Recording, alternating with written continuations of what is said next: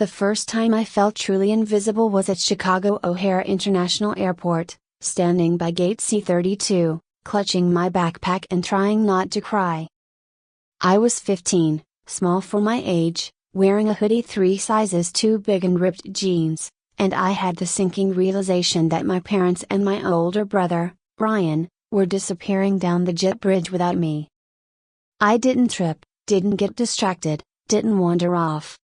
They left me on purpose.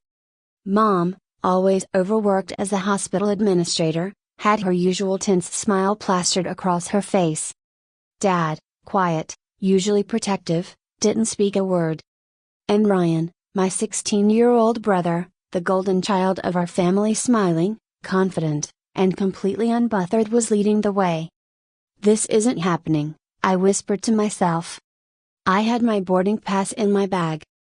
My passport was somewhere safe, or so I thought. But Ryan had taken it. And so had my emergency cash and my phone. I pressed the intercom button at the gate desk, voice trembling. Excuse me, I think I'm on the wrong flight. The woman looked at her computer, her brows knitting. Ma'am, this flight is boarding. Your family has already boarded. I blinked. No, they're there, I'm supposed to be on it. She hesitated, glanced at me like I was a ghost, and shook her head. I don't see your ticket here. Are you traveling alone? The word alone felt like it echoed through my chest. I was. Ryan had made it look simple. Told my mom I'd thrown a tantrum, that I was being dramatic. Told her I had found some boy on social media and was trying to sneak off to meet him in the city. He said it like it was an absolute fact. Mom, exhausted, trusted him instantly. And now I was alone, without my documents, without money, without anyone who cared to check if I even existed. I wandered through the terminal, every luxury shop a reminder that I was utterly out of place.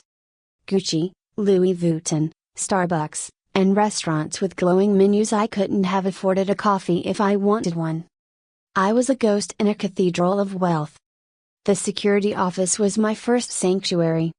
A kind woman, probably in her 40s, offered me water and tissues, but the moment I sat down on the hard chair, the panic returned full force. My stomach growled. I hadn't eaten in more than 8 hours. My last meal had been a lukewarm airport sandwich on the plane, which felt like yesterday. Minutes passed, then hours. And then a shadow fell over me. He was tall. Probably in his early 50s. A sharp suit, perfectly pressed, gray streaks at his temples, and eyes that seemed to see right through me. You look like someone who needs help, he said. His voice wasn't loud. It wasn't forceful. It was steady, calm, commanding, and kind. I think I know exactly how to give it. I froze.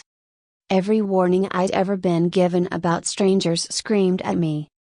Don't talk to anyone. Don't trust anyone. Don't leave the terminal. But something deeper told me, this man wasn't a threat.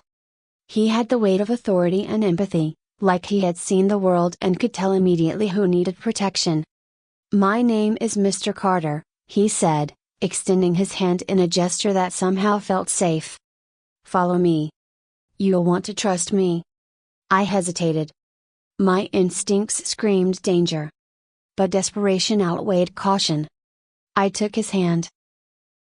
Mr. Carter guided me through corridors I didn't know existed, staff-only zones, administrative offices, and quiet hallways away from the chaotic public terminal. Security nodded respectfully at him. It was clear he had authority, influence, and knowledge I lacked. He asked about my situation, and I told him everything: my mom, my dad, Ryan, the stolen passport, the emergency cash, the phone.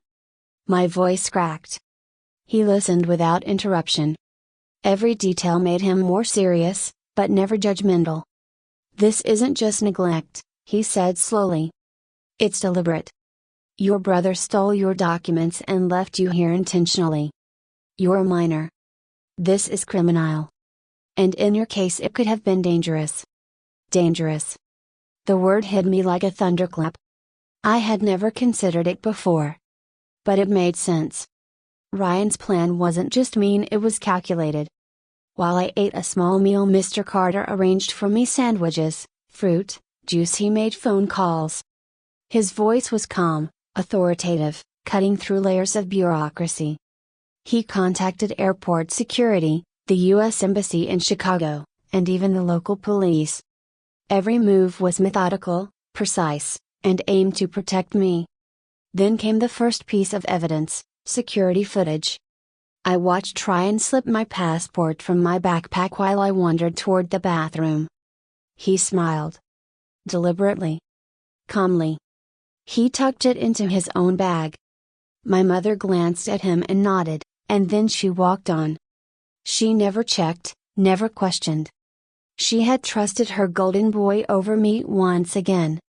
Next, Carter showed me Ryan's messages to his friends, weeks of planning. He'd orchestrated my abandonment for months. The reason became clear: our father had left behind a trust fund, one half for me, one half for Ryan. Ryan's plan had been to remove me from the equation and convince Mom to give him full control. The anger I felt was nothing like I'd ever known. It wasn't hot, it was cold, focused, and sharp. Every lie, every betrayal, every time I had been invisible in my own family flashed through my mind. "You have a choice," Carter said, his voice steady. "You can let this go, fly home quietly, and pretend none of it happened. Or you can let justice run its course. And believe me, they will regret what they've done." I didn't need to think. I wanted justice. Carter coordinated with the embassy, police, and airline. The flight Ryan and Mom were on was still in the air. When it landed, authorities would be waiting. I would watch them face consequences. And I would finally have a chance to be seen, not invisible, not overlooked, not ignored. The live feed from Chicago's terminal showed my mother and Ryan walking through arrivals, looking calm, exhausted from travel, completely unaware of what awaited them.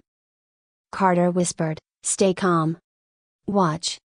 The embassy and local authorities approached them. My mother froze, confusion spreading across her face. Ryan's confident smile faltered.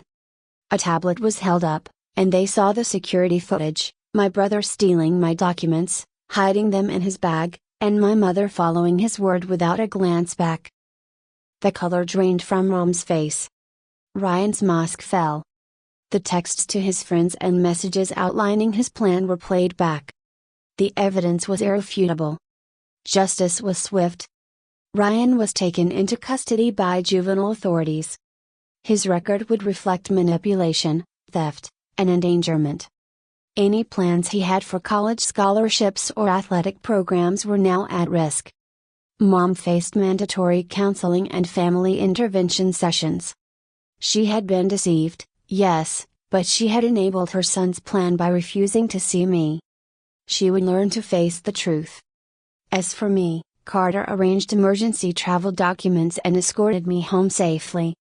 Grandma greeted me with open arms, her hug stronger than I remembered, her voice steady, "I've got you. You're safe." Weeks later, I discovered the trust fund my father had carefully protected for me. It was fully intact. Half of it would support my education, my independence, and any path I choose. My father's foresight, even after death, ensured I could never be cheated out of my future. Years later, I used it wisely. I started a business I was passionate about, specializing in importing artisan goods from local American makers, my own independence, my own choices. I stayed in touch with Carter, sending him gifts and letters every year on the anniversary of that day. He had saved more than my documents, he had saved my belief in myself. And for the first time in my life, I realized, I mattered. I had value. I was seen. And nothing, not betrayal, not family, not circumstance could take that away.